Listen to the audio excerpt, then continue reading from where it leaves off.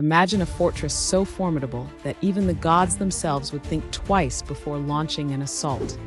This was Lanka, the golden capital of the demon king Ravana, protected by defenses that merged advanced technology with powerful magic. But what made this island citadel truly impregnable? Let's explore the extraordinary defensive systems that guarded the most secure kingdom in ancient Hindu mythology. Rising from the vast ocean, Lanka stood as a testament to demon engineering and magical fortification. The city sprawled across 100 yojanas, approximately 800 miles, surrounded by the natural barrier of the sea on all sides. But this was just the beginning of its defensive marvels. Ravana, the brilliant yet egotistic king of Lanka, had designed a complex system of 7 concentric rings of protection, each more challenging than the last. The first line of defense was the ocean itself, perpetually patrolled by massive sea serpents and water demons loyal to Ravana. These creatures could detect any approaching vessel from miles away, creating massive whirlpools and storms to swallow entire armies. Ancient texts speak of how these marine sentinels could communicate with Lanka's defenders through an intricate network of underwater sound channels. Beyond the oceanic barrier rose Lanka's outer walls, crafted from solid gold and studded with precious gems. These weren't mere decorative elements. Each gem was enchanted to alert defenders of any attempt at infiltration. The walls stood hundreds of feet high, so thick that 10 chariots could ride side by side along their top. Watchtowers equipped with advanced weapons dotted these walls at regular intervals, each manned by skilled demon warriors who never slept. The third ring of defense consisted of a deep moat filled not with water, but with deadly poison. This toxic barrier could dissolve any material that touched it, except for specific enchanted bridges that could be raised or lowered at will. The vapors rising from this moat were equally lethal, creating a toxic cloud that would incapacitate any invading force that managed to reach this far. Moving inward, the fourth defensive ring showcased Ravana's mastery over supernatural forces. A continuous barrier of mystical energy pulsed around the city, powered by the mantras of 1,000 demon priests who performed endless rituals. This energy field could detect and nullify any divine weapons or magical attacks launched against the city. It even had the power to confuse and disorient enemies, making them lose their way or turn against each other.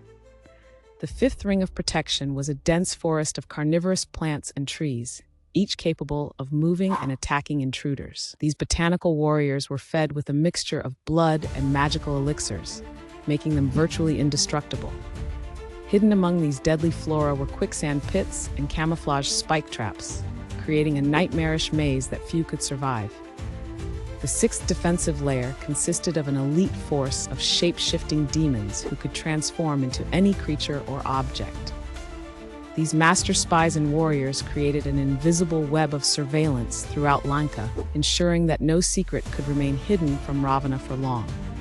They could assemble into massive battle formations within moments, responding to any threat with overwhelming force.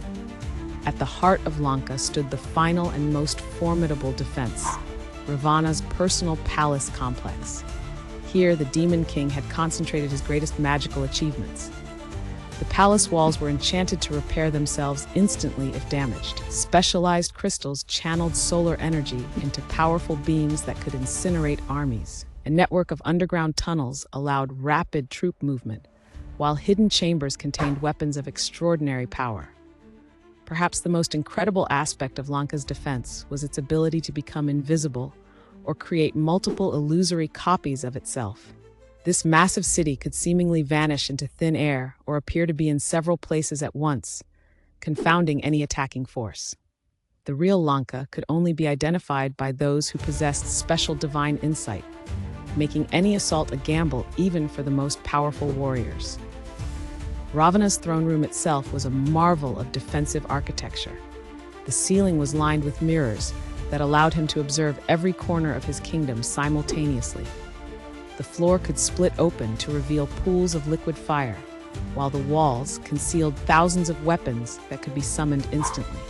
Even the air within the palace was enchanted to recognize and eliminate any unauthorized intruders. Yet for all its seemingly perfect defenses, Lanka held one critical weakness.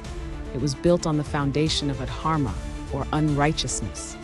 The very power that made it impregnable came from Ravana's pride and disregard for divine law. This spiritual flaw would ultimately prove to be the key to Lanka's downfall, teaching us that true strength lies not in walls and weapons, but in righteousness and dharma. Thus stood Lanka, a testament to both the heights of achievement possible through knowledge and power, and the ultimate futility of defenses built without moral foundation. Its story reminds us that no fortress is truly impregnable when it stands against dharma, and that divine justice will always find a way to restore balance to the universe.